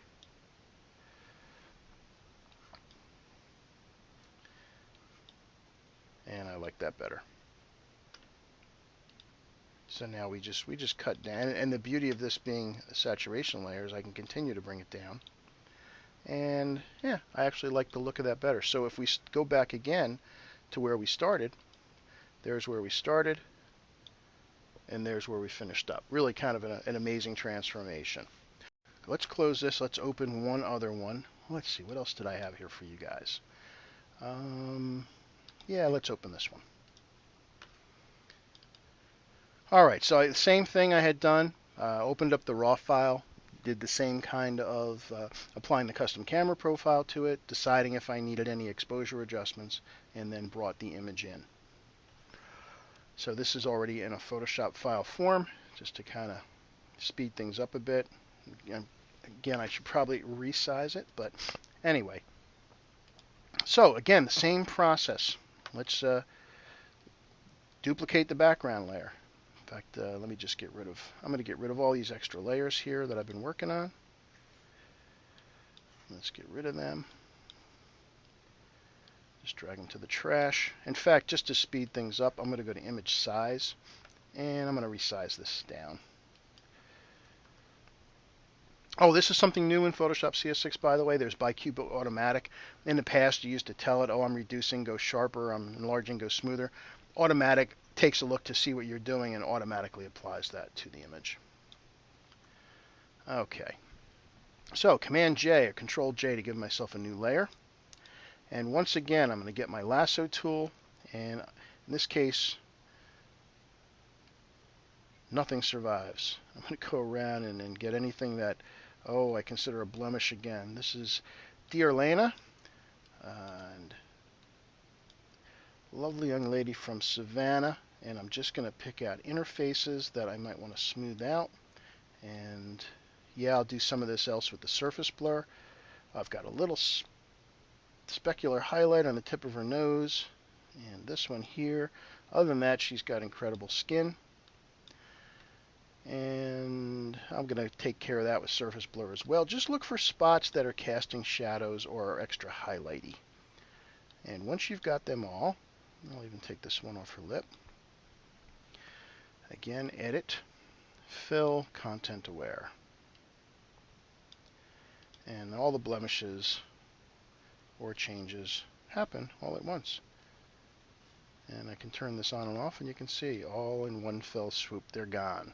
So again, the next step for this particular image, I will create a stack of this. Again, merge up, hold down Alt or Option, merge visible, and once again I will run the surface blur. So let's just gonna take a look at the settings again. Again, 1424 is typically my starting point for most females. If it's a guy, I will probably turn the radius down. I'll keep the threshold probably at 24, but I'll bring the radius down so it won't extend out as far. Now, I just noticed again, notice when I do the surface blur, I'm not seeing anything happen.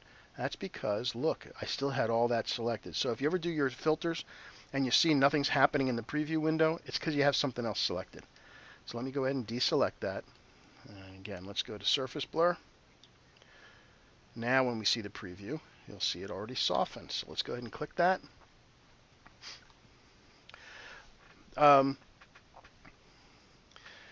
John asked a good question about retouching tips for male skin. Very similar, but what I will do, I will actually do a lot of the same effects. I will even do the surface blur like we're doing. The difference is, however, after doing the blemish retouch, which I do exactly the same way, I'll do the same surface blur and I'll smooth, but then I will bring the opacity of that layer way down so that it's barely having an effect. It might be maybe 30%. But other than that, the same procedure. Bruce asked a good question. What's the point of doing the merge visible? All right, well, here's why. Here's what I just did. I have this layer underneath, and then I did the surface blur. I actually kind of like what it did to the background as well. But I don't want it to affect the entire image. I need it to be undone in certain spots. So again, I'm going to hold down Alt or Option and click on a Create New Mask. Then, let me back off zoom-wise here,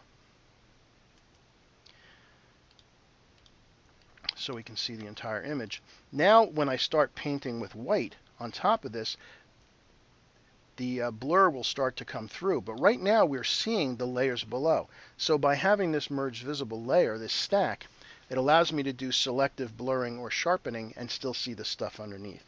So let's start by zooming in on the face. So I'm going to do this real quick because I'm just about out of time. I'm going to work at 60% with a white brush. And let's just go ahead and smooth the skin. Just do real quick. Boy, if I could find a way to actually hook up electrodes to people and have this happen in real life, I'd make a fortune.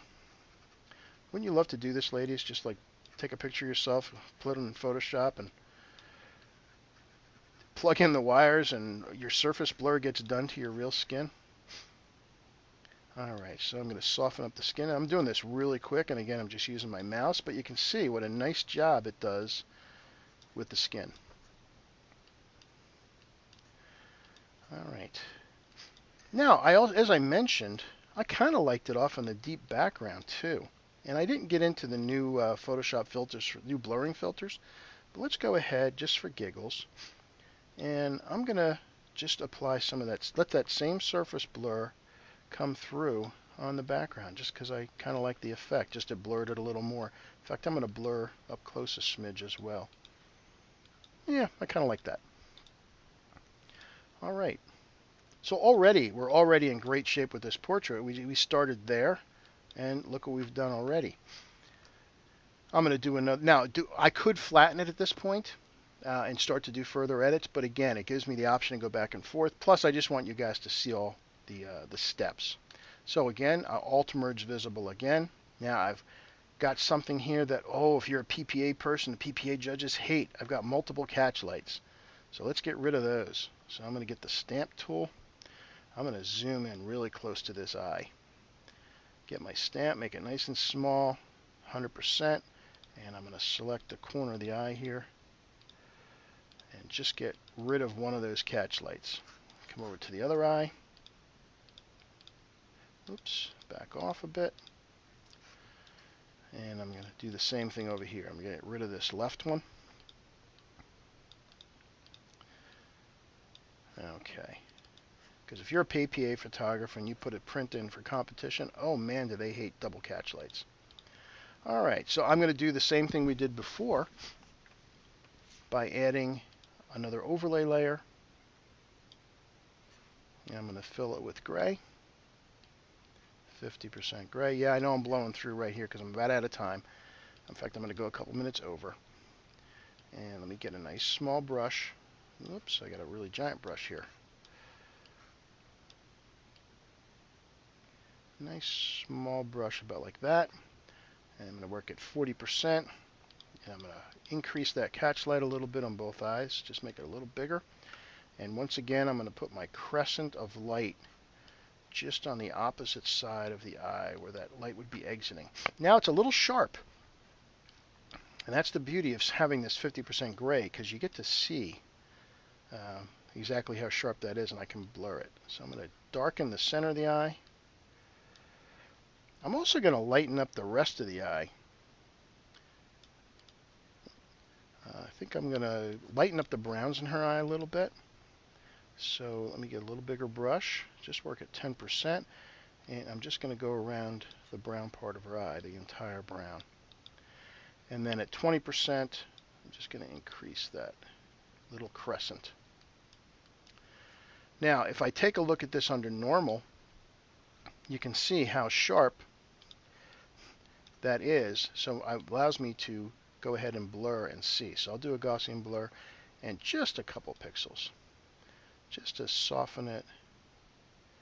Yeah, not even 2 pixels, something like that. And now, there we go. Change it back to overlay.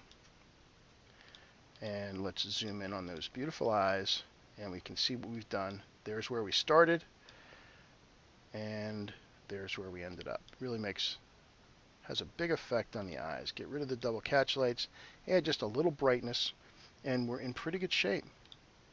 And I think for now, I think that's really all I'm going to do for that image. Oh, I can't leave well enough alone. I'm going to do one more overlay layer. Actually, I can use this one while we're here. I'm going to get my brush, go big, put black in the foreground. I'm going to work at about 10%. And I'm just going to vignette the corners a little bit. Just going to come and work around these edges. Maybe at 20%. Let's do 20%. Just to darken that. It's a gentle vignette. That last one was a little too much because I started putting red in there. Just a little bit. And just to see, it just kind of refocuses you a little bit on the model. And let's see it full frame. And as I bring up, we can see our starting point. There's where we started. Nice skin edits, nice and soft. Added a little bit of pop to the eyes. Focused on the model. And it really makes for a beautiful image. And this is the kind of stuff your clients will absolutely love. Yes, that was fast. I apologize. It was a lot to cover in a short period of time. But since it's been recorded, you guys can watch the recording and you can just slow things up and take notes as you want. All right, let's finish up. So we talked about the color checker. Just to go over that one more time. Again, white balance is really important, but it's not alone. You have to do white balance and do the profile together. By having the combination of white balance, it gives you your neutrals, your whites neutral. The color profile for the camera will get your red, green, blue, CMYK, and those other colors all snapped into place so that everything is consistent from shot to shot. The enhancement target I did not talk about. Real quick, that's that top target. There's neutral on the top row, which is portraits. If you were to white balance 2 patches in, for example, that has the effect of warming the image. And if you find yourself always adding a little bit of warming to your images, this is a way to get to the same exact place every time. If you're a landscape shooter, the landscape row is the bottom row of these custom white balance patches. The neutral is in the middle. If you want to cool a landscape image, bring out the blues and greens a little more, and you select one of the cooling patches, which are the slightly pinker ones off to the left, that will increase your blues and your greens. So it just allows you to get to the same place every time without having to worry about settings. So I'm out of time. Let's summarize. First, try to get your capture as good as possible when you take the image. If you've got a color checker and you create a profile for the camera and you've got your white balance nailed in and your exposure is good, you're going to have a much easier time of creating a great edit.